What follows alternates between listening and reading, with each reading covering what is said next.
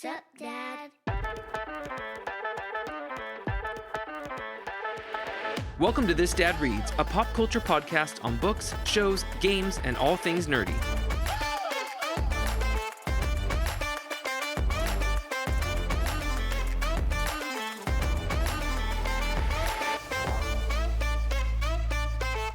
This Dad is back with another episode. Thank you so much for joining me.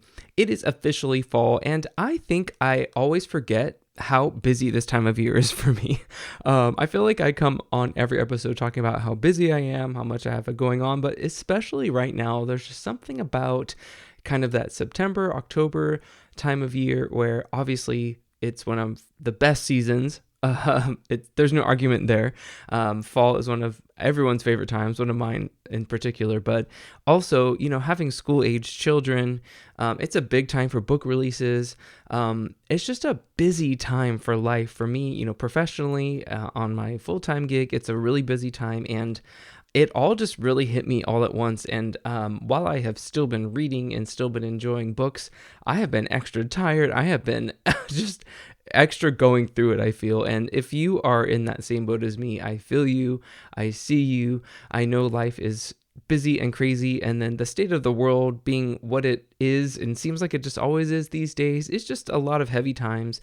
But I am here to hopefully lighten the mood and bring a little levity to things and talk about, all the things that have brought us together for, the past almost 3 years now on this podcast, is talking about books, talking about, fun things, pop culture things, collectibles, shows, games, and just this awesome community that we have built. So thank you again so much for joining me today. Instead of just listing off all the books that I've read since my last episode, I feel like I'm just kind of reading off a list at this point and trying to give, as many details as I possibly can. I think I'm just going to highlight a couple recent reads and some new releases that are going to be coming out very soon and letting you know what I thought about them and why I am particularly excited. So, of course, I want to start with some Star Wars stuff. First of all, as of this recording, New York Comic-Con just announced a whole slew of new Star Wars book releases coming out within the next year, Star Wars Legacy being one of them, where Master Leia is training Rey in between episodes 8 and 9. This is written by Madeleine Roux. She is writing her first full-length Star Wars novel, and this cover is definitely giving Claudia Gray Master and Apprentice vibes. So I am so stoked for this. I have a soft spot in my heart for the sequel trilogy because it is movies that I've been introducing the Star Wars universe to my kids. And I just cannot wait for more sequel era books. So that one is definitely interesting. We're also getting the first officially sanctioned romance novel. It's a YA romance called Eyes Like Stars, written by Ashley Poston. Now, I am not a romance person, but every time there's romance in a Star Wars or in another book I'm reading, I don't hate it. So I'm actually pretty excited for this one. Some people might argue that it feels like Star Wars just trying to jump on the romantasy bandwagon, but I don't really care. I think this is going to be super fun and super good. We are also diving back into the High Republic, officially getting into Phase More, which we all knew was likely coming. George Mann is returning to the era between phases 2 and 3 in a new miniseries from Dark Horse Comics called Pathfinders. It's taking place about 20 years after the events of Phase 2, and from what it looks like, I think we're going to kind of get the story of where the shield might be going, how it hands off from Rooper, and kind of that the shield's journey. And I think there might be some wordplay going on, maybe some of, looking into not only the paths that, the official Pathfinders were doing, hyperspace routes and all that stuff, but maybe also the path of the open hand. So super stoked for that. There was a number of other things that were announced. I'm sure if you're a part of the Star Wars book community, you are very well aware of them, but I just wanted to talk about them very quickly. So now let me dive into some of the recent Star Wars books that I have been enjoying. One that I actually really enjoyed was The Last Order by Kwame Mbalia, which is out October 21st. This is a YA novel, and it is featuring Finn and Janna. And I talked about it in my book review, but I want you to, if you're interested in this book, look very closely at the cover art and also go read the book description very closely, because I think a lot of people are excited for this book because they think it is fully set in the post Rise of Skywalker timeline. And without giving anything away, portions of this book are set in that era, but the majority of it is not. So please adjust your expectations accordingly. I went in with my expectations quite low because if you have been reading my Star Wars book reviews as of recently, you will know that I have not loved every single book that has come out this year. And so I think when that happens, my expectations just start out pretty low. And I went into this not really having super high hopes for anything. And I actually really enjoyed it. Like, Kwame is an amazing author. He kept my attention the entire time.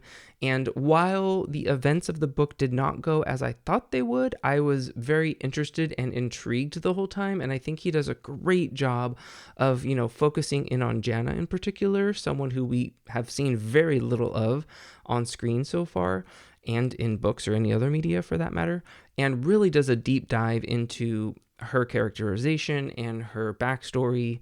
I will say part of the challenge of this book is we're talking about stormtroopers. I'm just going to say it. It's on the cover. We're talking about stormtroopers, and their numbers are used a lot of the time. And it's really hard to stay focused on characters when their names are literally just numbers. So I will say, I guess we are used to that with droids to some degree, but when you're relating it to actual sentient beings, that was a little bit of a challenge, honestly. But I really enjoyed this book. Please go read my full review on thisdadreads.com. You will get my full thoughts there. And this book comes out October 21st. Another book that I've been stoked about since it was announced was Batman Revolution by John Jackson Miller. This one is also out October 21st. Part of the reason why I'm trying to read so many books at the same time and read them as quickly as possible. This is a sequel to Batman Resurrection, which just came out literally last year, and I loved it. It's basically the continuation of 1989's Batman, directed by Tim Burton. And in this book, the Riddler is a central character, and it is so good, you guys. Batman is my all-time favorite superhero. He is just so close to my heart, something that is very nostalgic to me, and something that I have so many childhood memories of experiencing shows and movies with my dad and my brother. And John Jackson Miller does an amazing job of expanding this world and kind of, I don't even know how to say it. He just takes everything to a more realistic level, but keeps things in the lighthearted, silly tone that Batman does have sometimes. But in this book in particular, I love how he really puts a unique twist on the Riddler's origin story. I'm not going to give anything away, but my full review will be out very soon, so I highly recommend that one as well. Another book that I finished recently was The Alloy of Law by Brandon Sanderson. This is the first book in the second Mistborn era. This is the Wax and Wane series, and I loved this introduction to this new era. I am so stoked to get into the next book, which I will be doing very soon, I promise. And it is my absolute goal to read the remainder of the Cosmere, which I counted today. There are 7 weeks until Dragonsteel Nexus, which is the Brandon Sanderson convention in Utah, which is my last con of the year, and there are 6 remaining Cosmere books. I am going to make it happen. I am going to hyper-focus. It has been my goal all year to read the Cosmere before I go to Nexus, so help keep me accountable, guys. I'm gonna do it. I'm so excited, first of all, to read all these books and have the Cosmere under my belt, but I cannot wait to dive in and just finish this whole journey out. It's been so amazing so far. And October 21st is just the day for books that I'm into, new books releasing, because the newest Michael Connelly book, The Proving Ground, which is a Lincoln Lawyer novel, is also coming out on October 21st. You guys, you know me, you know I love some Michael Connelly. I have been so privileged and honored to have met him and gotten to read his books early and have been a lover of his for literally like 20 years, I think, at this point now. The Proving Ground, I don't know how he does this. He outdoes himself every single time. It's a book that's centered on a case involving AI and a murder. And so it's just courtroom drama thriller at its very best. I read this book in like 2 days. I can read his book so fast because he is just the epitome of a page-turning thriller. So The Proving Ground is out on October 21st as well. And for those of you interested, my wife and I's Michael Connelly verse readathon continues. We just finished another book literally before I sat to record this episode. She is almost caught up. She is almost going to read the entire Connolly verse by the time this year is over. So I'm so stoked for that. And again, The Proving Ground is amazing. If you are looking for a fall book to just kind of sink your teeth into, definitely check it out. And another Star Wars book that is hitting shelves today is the deluxe edition of The Revenge of the Sith novelization by Matthew Stover. This is the gorgeous edition that was announced last year. It has new slipcase, new cover art, new end papers, and tons of new annotations by Matthew Stover himself. This deluxe edition is celebrating the 20th anniversary of the movie and the original publication of the book itself. And guys, this book is absolutely gorgeous. I cannot wait to do a reread of it and to dive into all the annotations. It has this nice bookmark that comes with it, and it is just made with so much care and love. And I am so excited that I was recently able to sit down with the editorial director for fiction at Random House Worlds, Tom Hoeler, who A, is just the nicest guy, and B, is one of the ones at the center of making this book happen. I cannot wait to share my conversation with him right after this quick break.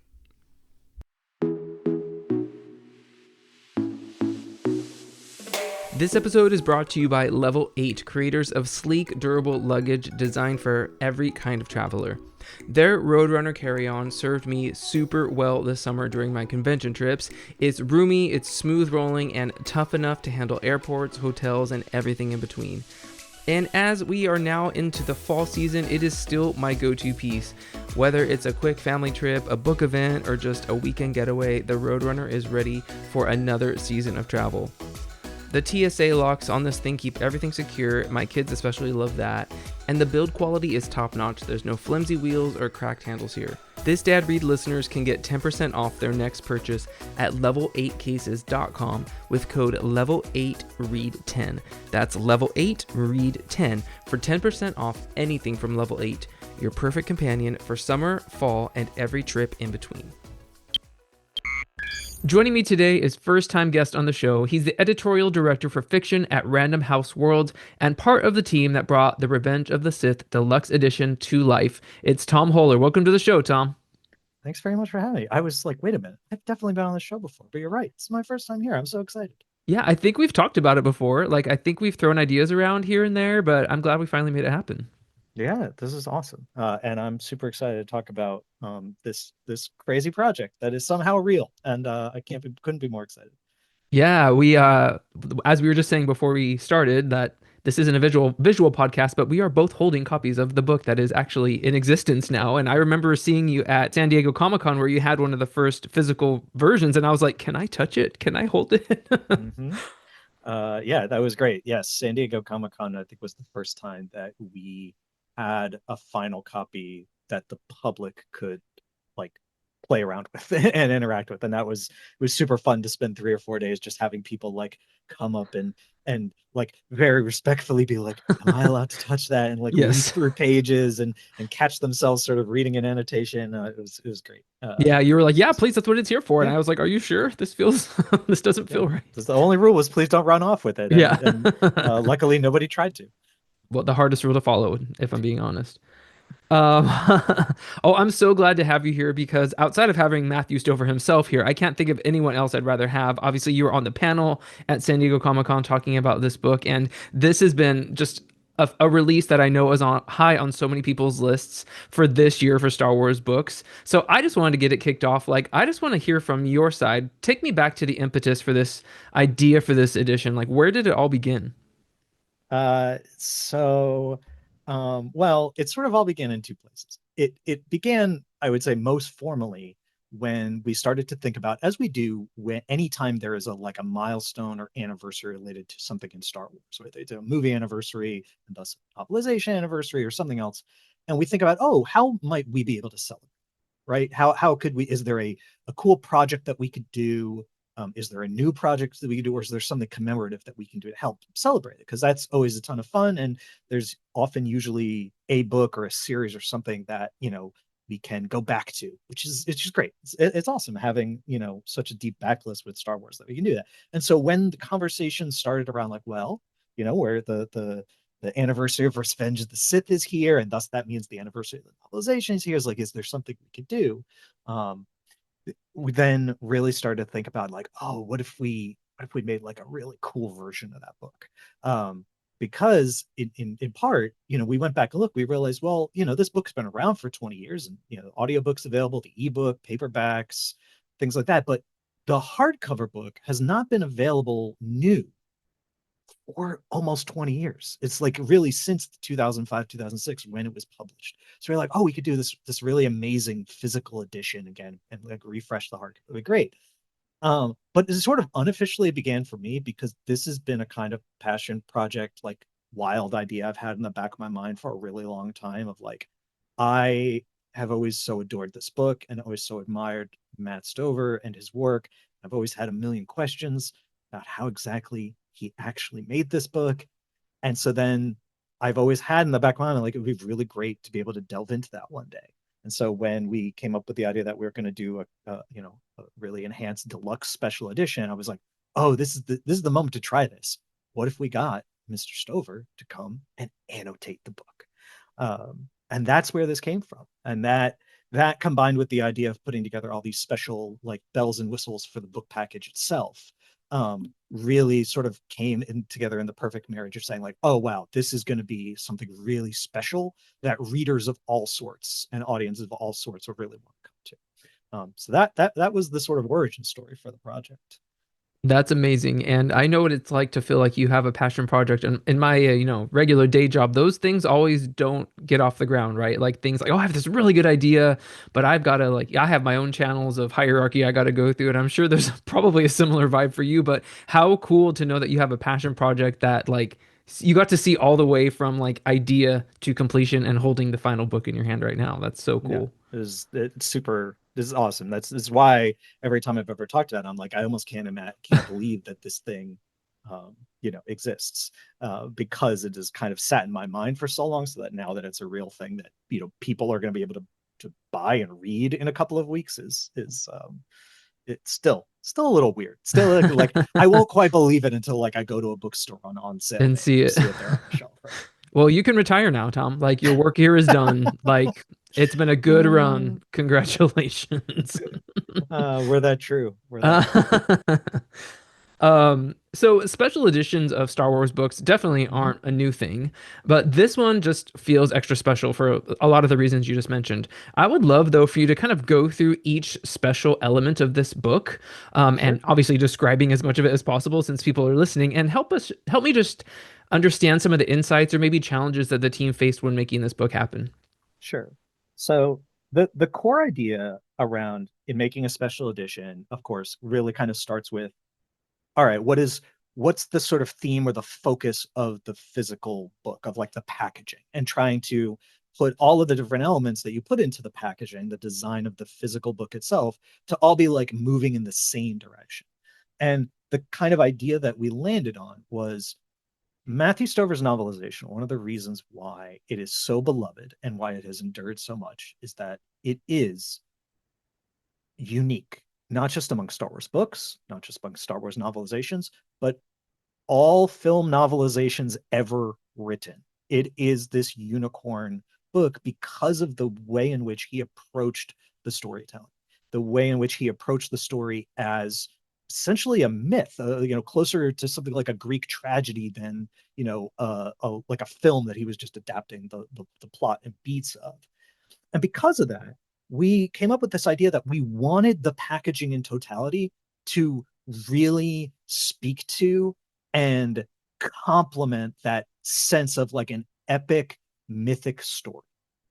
And so that led us to a bunch of choices around the packaging. And that starts with the book cover and the case underneath, the case being the physical book itself. But the book cover, the jacket, is a semi-transparent jacket.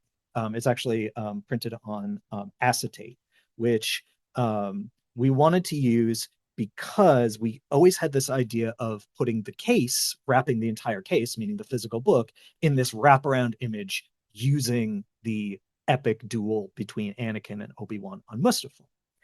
If you go back to the original publication of this book, it actually kind of mirrors that a little bit. There's a, sort of image of Vader, and then you have a piece of art from the film of Anakin and Obi-Wan dueling. But in this case, we decided to dial back and go back and look at the original concept art from Revenge of the Sith, much of which, by the way, if you have the book or have access to the book, the art of and the making of Revenge of the Sith, that art by Eric Tiemens and Ryan Clement, who are two of the primary concept artists, all of that art you can actually see in that book, and we took inspiration from it. So we went and found, instead of an image of, Hayden Christensen and Ewan McGregor dueling, it's this concept art duel, which again just gives it that kind of more like almost through a dark mirror kind of myth that you're looking at, rather than the sort of objective reality, quote unquote, of looking at a film still. So wrapping the case in that, well, as soon as we wrap the case in that, we're like, well, we can't then just put a book jacket over it and hide the case. You could, Right. and sometimes you do that with special editions, and then the case itself becomes a surprise. But we didn't want to do that. We really wanted that case to be viewable from across a bookstore, or when you were looking at the book online, to understand, oh, I'm getting this extra art. So our wonderful art director, Scott Beal, who helps design all of our Star Wars books and the covers, we came up with this idea of silhouetting the duel within the visage of Darth Vader, which just speaks so much to, like, again, the sort of theme of the book, but then giving that mythic kind of epic quality. And so he created this cutout on the jacket, and then we found that we could print it on acetate, and not just print the cutout of Darth Vader, but also print all the text in such a way that, again, when you take that jacket off or you peer underneath, the case itself is just this pristine, beautiful image without any text. And that informed the outside of the book, including the back, where we put not traditional copy for a book, but we put the kind of preamble, the thing that replaces the crawl, which gives you such a indicative, a perfect example of the voice that Matt Stover applied to the narration style within the book. And so it just instantly tells you, like, this is a different kind of story. And again, it speaks to that kind of like fairy tale myth, kind of oral history, sort of an oral storytelling tradition in which Matt has written the book. So that covers the kind of like outside.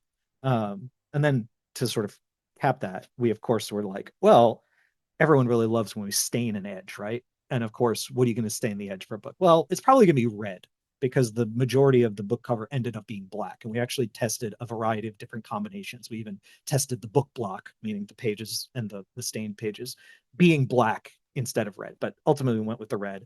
And then we didn't just make it red, but we actually also gilded it. So it's like a ruby crimson lightsaber red. Yeah, metallic-y. Yeah. And then we had to I love go a it. layer on top of that, which is, well, we got to put some text there. We got to print something.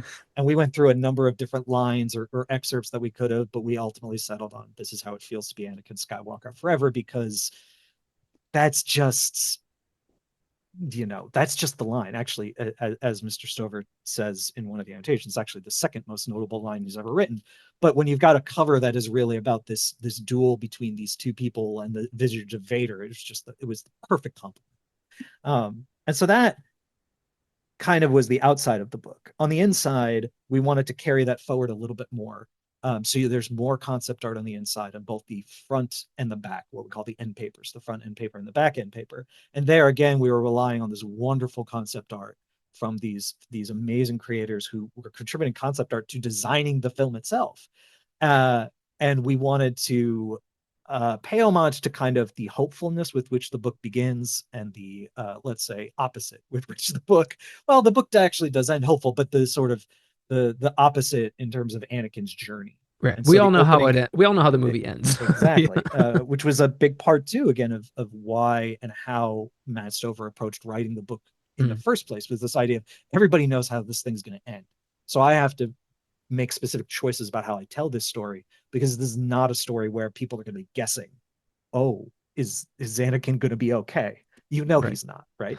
So we chose two more pieces of concept art. The first one being Anakin and Padme in Padme's apartment, which not only has this like really kind of wonderful kind of hopefulness and lightness to it, but it was also a chance for us to instill a little bit of Padme into the design of the book, rather than just being solely about Anakin and Obi-Wan, because the story of Revenge of the Sith, while Anakin and Obi-Wan's relationship and journey together and ultimately their conflict together is central, Padme is just as Mhm. important to that tale. And then at the back end, we have, of course, an concept art of the the dawning of Darth Vader after his injuries. And I believe at one point we were actually debating between the image we went with, which is the image of Vader, or actually one of the concept images of like the Death Star being assembled, Mm. because that obviously also serves as a kind of uh, natural endpoint. But again, we chose Vader because it's about centering these characters. And again, Matt's story so centers and so makes you inhabit these characters that it sort of felt right. Um, and so that is really all the elements of the packaging. There's this small little book ribbon that people will find, this little black book ribbon, which I always chuckle when I think about it because I can't tell you the number of times which we almost decided not to have that. Because as simple as it looks, adding a book ribbon to a book is like not the most trivial thing. It seems like it would be the most inconsequential part of designing something like this. It's actually not. But I really was like, I really love when books have little ribbons and bookmarkers in them. So we worked as hard as we could, and I was really glad that we ended up with it. Um, but all of this was in service then of really accentuating the story inside. And then the last part of that, the sort of icing on the cake, the cherry on top, was the over 170 annotations by Mr. Stover layered throughout the book that were designed and formatted specifically as footnotes rather than sort of notes in the margins, which, if you've ever looked at other annotated books, sometimes and often they are actually in the kind of left and right margin of a book rather than footnotes at the bottom.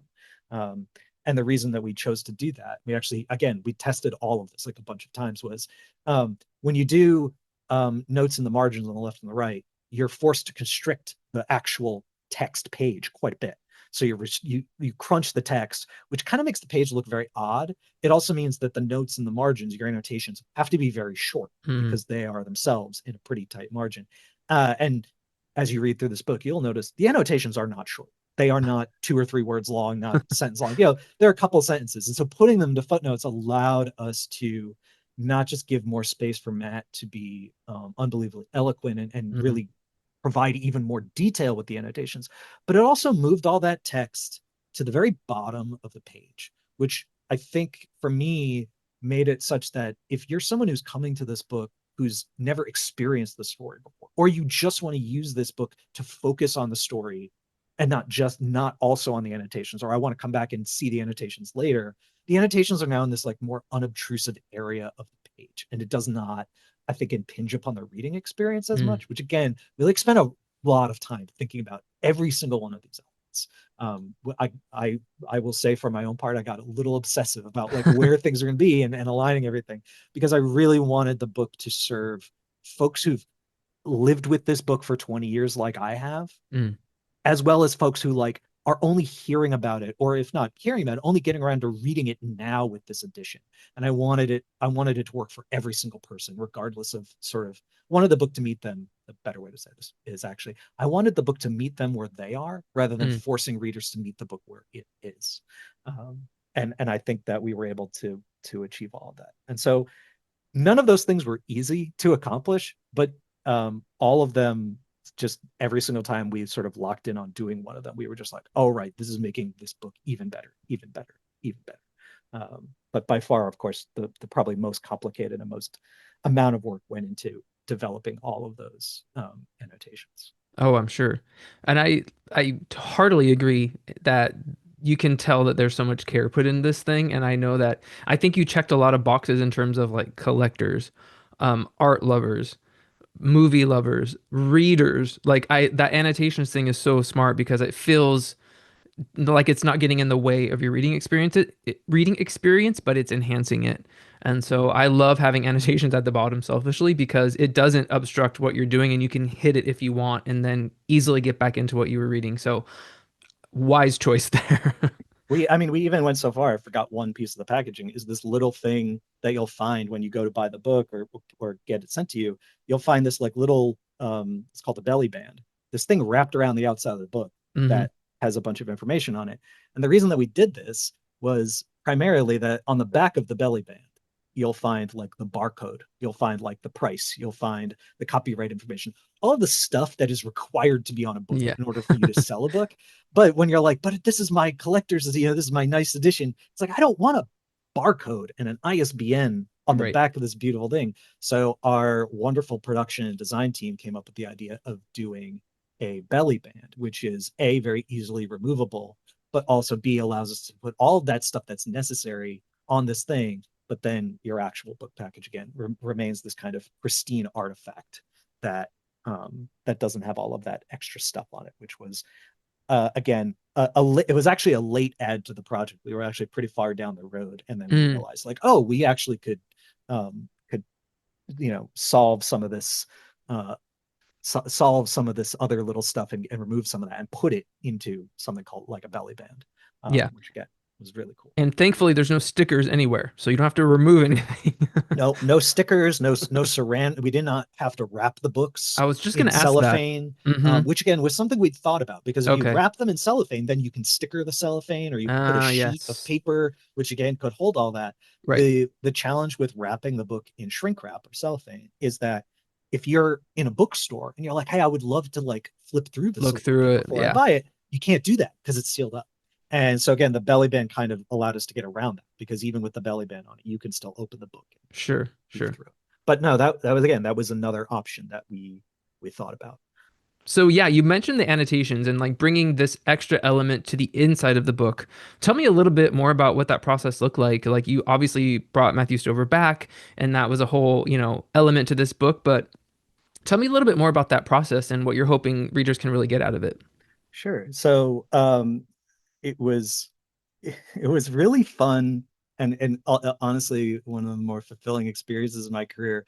But it was also a little bit funny because I went and approached Mr. Stover and said, would you be interested in coming to work with me on doing these annotations for this deluxe edition, and explain to him sort of the idea behind it.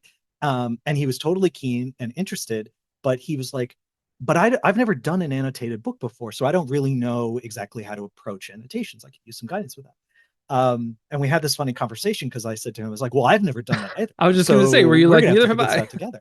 Yeah. So he asked me, he asked me to annotate the book first Oh, as a okay. way then of figuring this out. And again, neither of us really knew what is the correct or what is the prescribed way to maybe do this. So we were both just figuring it out again. So what he asked me to do, he said, well, would you go through and annotate the book first? Kind of annotate it with questions or circle scenes or circle areas that I thought it might be interesting to get some insight from him, or Mm, to get a story from, or anything. So I did that. I actually went and annotated the book myself and did just that. Like I would come to a page and I would circle a sentence or a word or a phrase or anything. And I would just like, tell me about what inspired this. How did you come up with this? yeah. Sometimes I just circled something. I was like, I don't really have a specific question. Please just talk But about this scene. I want Like, more of it. Yeah. yeah, circling like this is how it feels to be Anakin Skywalker together, and just writing the word how, Yeah. with the question mark, and Yeah. kind of just giving him these kind of signposts so that he could come behind later and know like, oh, this is an important place. Let Yeah. me see if I can think of a behind the scenes story, or something about how he was feeling at that time, like a sort of a memory he has of being back in that mindset, or drafting. And so I went through, and I will tell you that I probably annotated like every sentence in the, because like I kind of was just like, look, man, there's a lot that I Yeah. know. And not only did I do that, but in prepping to do that, I actually went back, and again, I told you I got a little like obsessive about this project. I went back and studied like every interview that Matthew Stover has ever given about this book, and every question he's already Oh, answered. okay. I even went back and like he way back in the day, for I believe it was AOL or the Washington Post or something. He did like an author blog when he was on an author tour for this book. It's like from 2005. It's like somewhere dead on the internet. And I like found it and like read through it all to like glean like things I should ask him. But then I even drew upon conversations that I've had with readers Mm, and with fellow Star Wars fans over the years about this book, and moments in the book, or lines or terms or just ideas in the book that I can remember having conversations with people and us like theorizing or sort of debating about like how Matt Stover might have come up with that, or sort of what that idea was from or something. And I drew on all of that to find areas of the book being like, I know I'm not the only one who wants to know the answer to this. I'm not the only one who wants to know like about this scene or where this phrasing came from, or where did the like this is how it feels motif come from. And so I tried to also, in annotating it ahead of him and providing essentially a kind of roadmap for him, instill things that I knew other people in the Star Wars and the Star Wars reading community wanted to know. And I did that all the way through the book. And then Matt kind of came behind me and again would respond essentially to my own annotations, with his stories and his insights. And then from there, we just worked together on like honing them, clarifying them, sort of dialing them in, and really making sure that we were getting a breadth of annotations. We didn't just want like, oh, tell me what inspired this turn of phrase, or tell me what this line means or something. You'll find people will find in there are stories again about like his relationship to Star Wars and his own relationship to the text, because that's an important part of someone writing Star Wars is their own relation to it. You'll find moments where like he's teaching you how to write. I told him, I said, most of the people reading this are not writers. So if you're talking us through your process or talking us through elements of how it works to write something, it actually can be helpful to educate. And so you kind of get a little bit of a crash course in certain aspects of writing from Mr. Stover. And it was just like that all the way through. And then we just continued to sort of work and hone each of the annotations, because ultimately we wanted it to feel like Matthew Stover was sitting right next to you, telling you these annotations as stories as you read the book, as if you were just hanging out together. And so that was a sort of slightly manic but unbelievably fulfilling process by which we put together these amazing annotations, from memories, from drafts of things, from all sorts of stuff. There's no stone left unturned. So what I hear you saying is you got to live the dream and edit it in real time and annotate it with Matthew Stover, and we get to reap the rewards of that and experience it secondhand. So thank you for your service. It was as an absolute pleasure. It was such a good time. Once we sort of figured it out, once the two of us got over the fact that like we don't know how to do this, it was actually very freeing for us both to, I think, be that vulnerable and share that with each other. Be like, all right, Sure. great. Then I was gonna say, we're like, just that's gonna kind of the best make it situation. You just happen. make it up. Yeah, and if there's really no rules, you just do it however you want. That's awesome. And I was gonna say, as you start to answer that question, I'm surprised there wasn't a Hoeler annotated edit already just sitting on your computer. Like there wasn't a draft of this already in progress. No, I mean there's certainly a draft of suggested topics for annotation in my head, but it really Yeah. wasn't until he asked me, um, that that I thought about it in any detail, because I was sort of fully prepared to sort of we had a sort of pre-conversation about like, great, we want to have, it'd be great to have annotations of a bunch of different varieties, and would obviously also be great to have annotations throughout the book and not accidentally just like get some for the first third and none in the middle or something like that. And I was perfectly happy and perfectly ready for then, after that conversation, for him to say, okay, great, I'm going to go off and I'll, going to do the annotations. I'll send you a draft of them. We'll go from there. So I hadn't, it never really occurred to me to sort of make suggestions until he asked for them. That's But so I'm cool though. What an extraordinarily grateful that he I did. was to say that's such a cool experience to have. That's amazing. I am curious too, are there any other special editions that maybe you have worked on in the past or you've been inspired by that helped kind of inform what you guys did and how you landed on certain decisions for this? Well, the annotated aspect of it certainly was inspired by other annotated books that are out there, including the annotated edition of Star Wars: Heir to the Empire, that the Del Rey, Random House Worlds team published a number of years ago for that 20. I believe that was it the 20th or 30th anniversary? I believe that was the 20th anniversary of that book. That there was an annotated edition by, and that was a pretty direct inspiration in terms of wanting to do this, because I remember reading that book when it came out, and being really excited to get that extra layer of insight.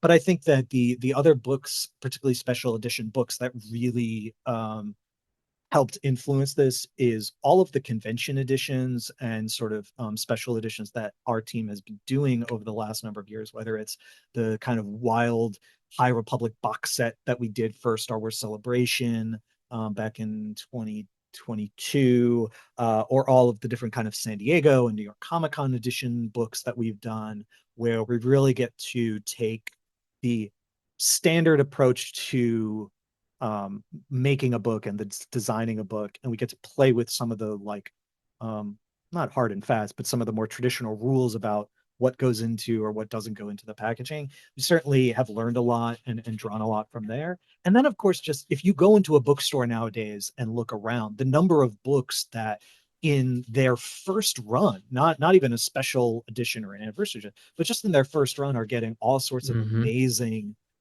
additions to them, like stained edges or little bookmarks or other things. Took just a lot of inspiration from stuff that's going on in publishing in general, and that even some of my colleagues and some of my friends in the industry are working Hmm. on, and just look through a lot of those kinds of books for inspiration about like what might be possible Sure. in a book like this.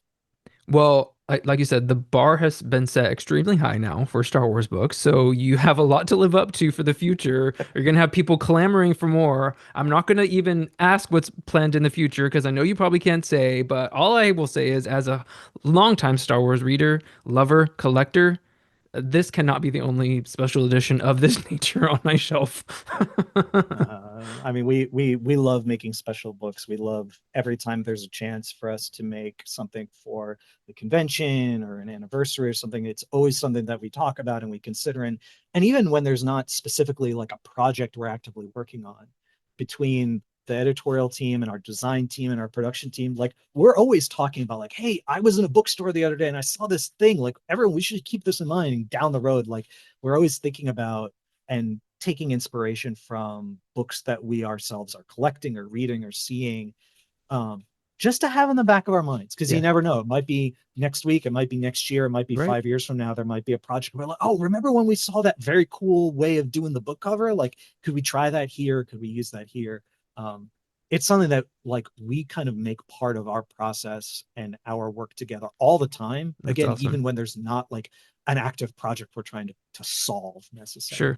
I'll send you Um, my thought document for the 10th anniversary edition of Light of the Jedi in 2031. I appreciate that. But yeah, and it's super cool, and it's a great way to be able to celebrate these books, which um, have stood the test of time Mm, and have endured so much because the folks who read them and the communities that crop up around them like care about them so much and care about them so much to continue to share them with other people, which is yeah, actually the way a book like this novelization endures for 20 years, right. is because people who came to it and read it and loved it have spent years, you know, giving it to other people and saying, "Oh my gosh, you need to read this." Or every Yeah, time they meet someone else who mentions that they've read it, they immediately be like, "Oh my gosh, let's talk about it." They want to talk about it. They want to share that experience with other people. And so um, every time people do that, that is what creates the opportunity eventually to yeah. create something special like this deluxe edition. And it really feels like a love letter to like the fans and to readers specifically, like and it's really just, I don't want to say comforting. What's the right word I'm looking for? Like it's really encouraging to see that like on the publishing side of things, there's still so much thought and care and the desire to delve into the past. Like you said, this book is celebrating 20 years. Like there's no that I feel like that's really rare, even in publishing, like for them for a brand new edition to come. It just feels like such a love letter to everyone and I think everyone's just going to be blown away. I mean, it totally is, and the way that I can prove that is that Matthew Stover updated the dedication of the book.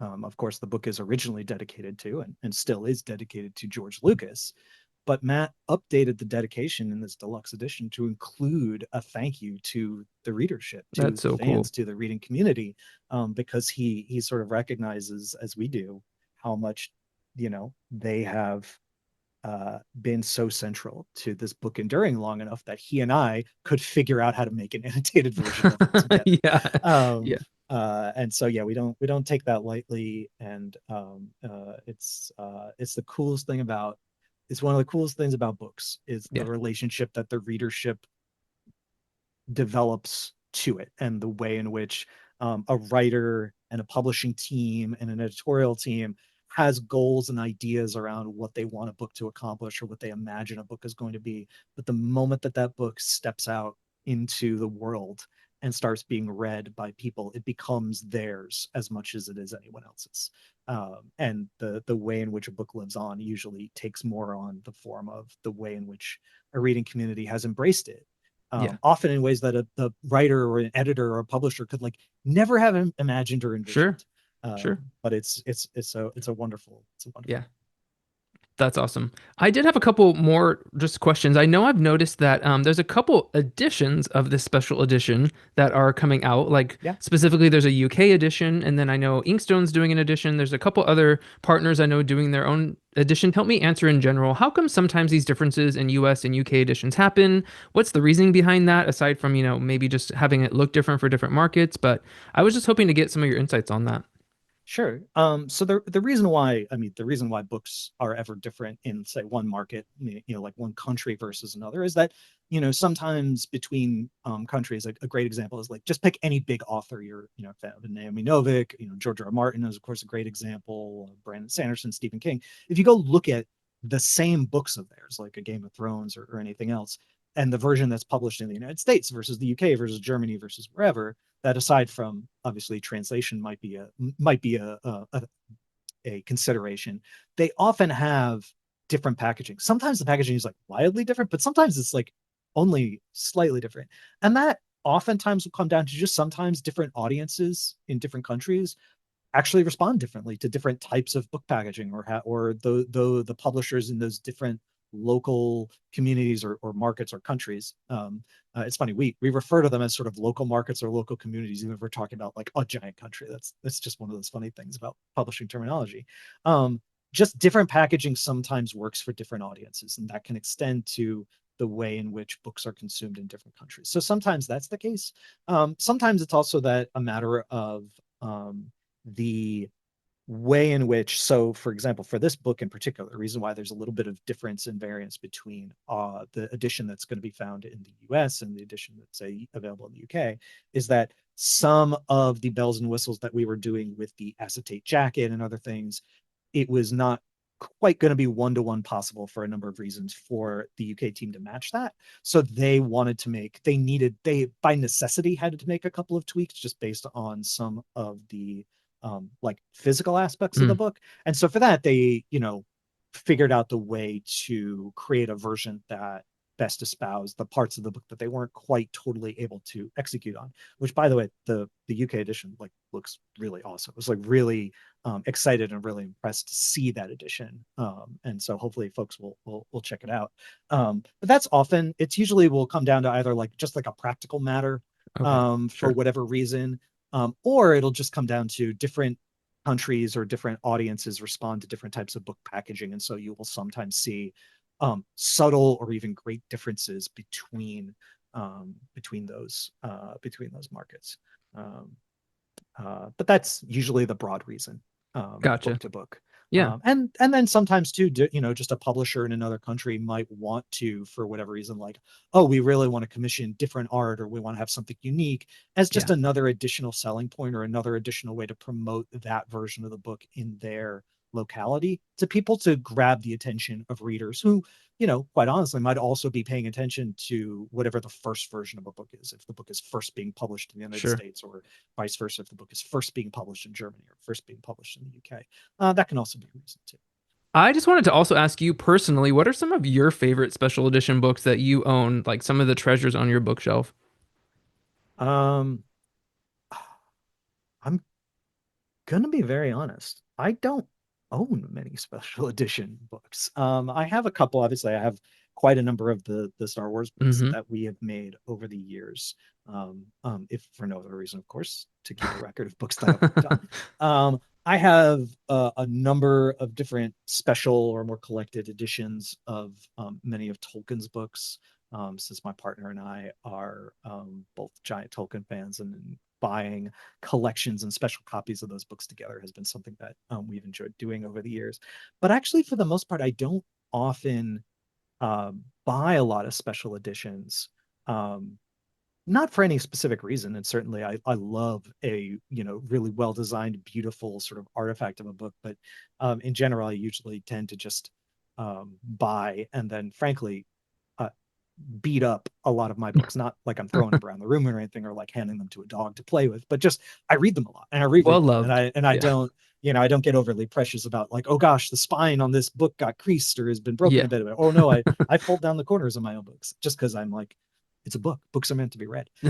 So I don't have too many of them, but certainly a lot of our Star Wars titles, that High Republic box set that the team made for Celebration in 2022, I think is Hmm. just such a crazy, stunning achievement. Yes. I There see it are behind you. so many, yes, there are so many tiny details.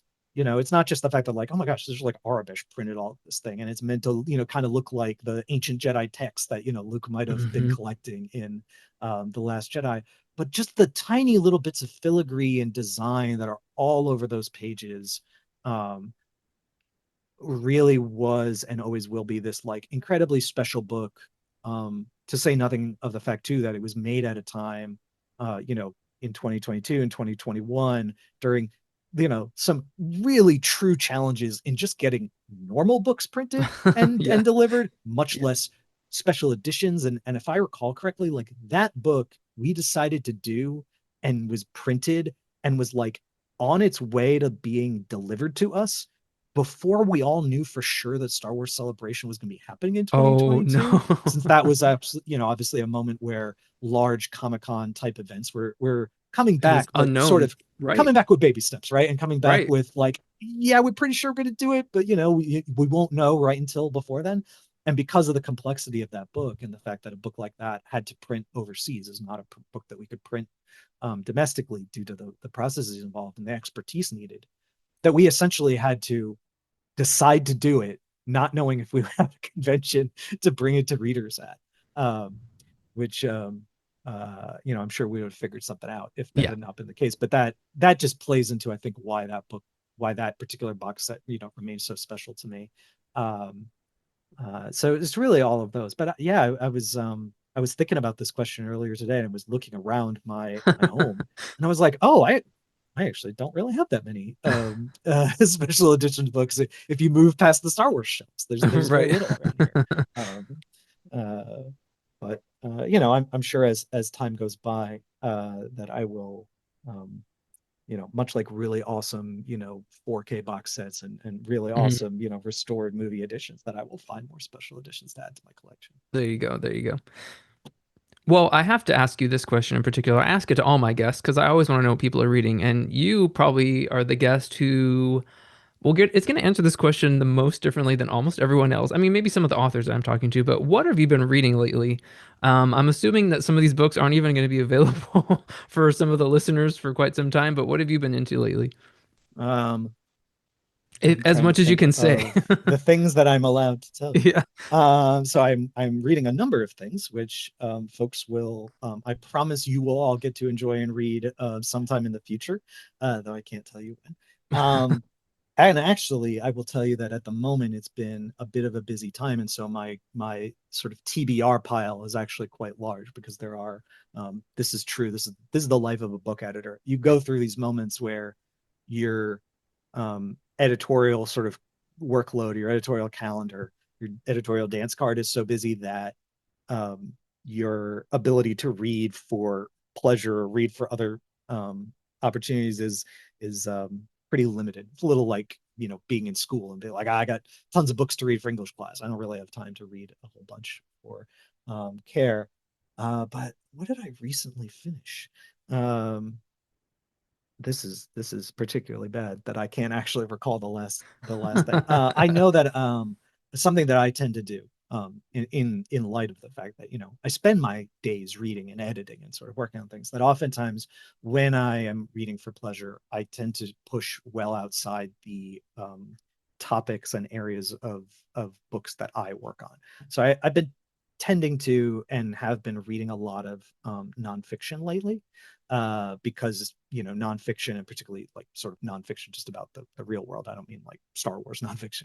Um, a lot of that, like that's just not something I work on. So it's much easier for me to, turn off the editor brain and unlanguish in that. So been reading a lot of food and cooking memoirs, not necessarily around any specific like chefs or creators, but just books of like collected memories that people have of their relationship with food and their relationship with food and family, because cooking and food is a sort of deep passion of mine, is the kind of thing that I spend a lot of time doing and thinking about when I'm not thinking about work.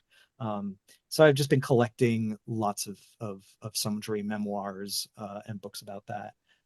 But it really is, I would say, not a fertile reading time for me. It's one of those things that if you ask me this question like in 3 months near the holidays, I'll probably have a much better answer. Okay, fair enough. Because that is usually a time during the year where, because things have slowed down at work, that I can Yeah. then go tackle that crazy TBR pile and get through like, I don't know, a tenth of it. Make a dent. Um, Nice. yes.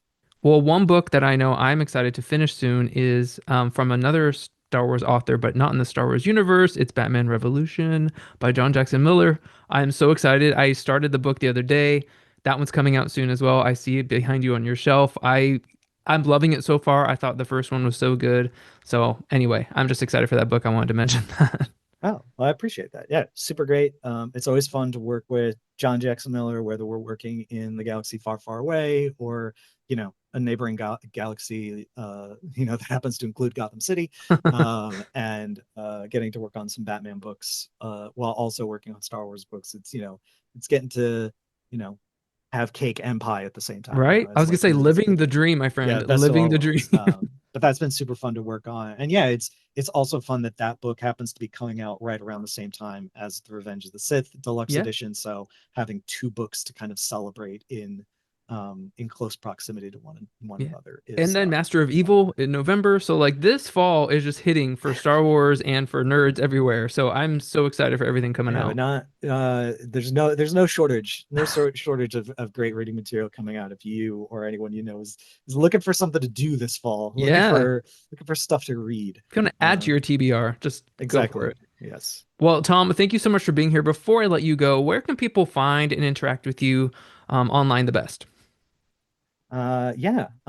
Well, if in general you always want to know what I'm up to as far as my work with the Random House Worlds team, you can always check out these socials, whether it's Star Wars by Random House by RHW on Twitter and Instagram, or even now on Instagram we have a Random House Worlds Instagram account that covers not just Star Wars but all the work that we do, Batman and in other galaxies and worlds and franchises. But as for myself personally, you can find me on Twitter. Used to call it X. You can find me on Twitter at Darth Internus. Same thing on Blue Sky, where you will also find me musing about the various projects and things that I am working on, both known and unknown.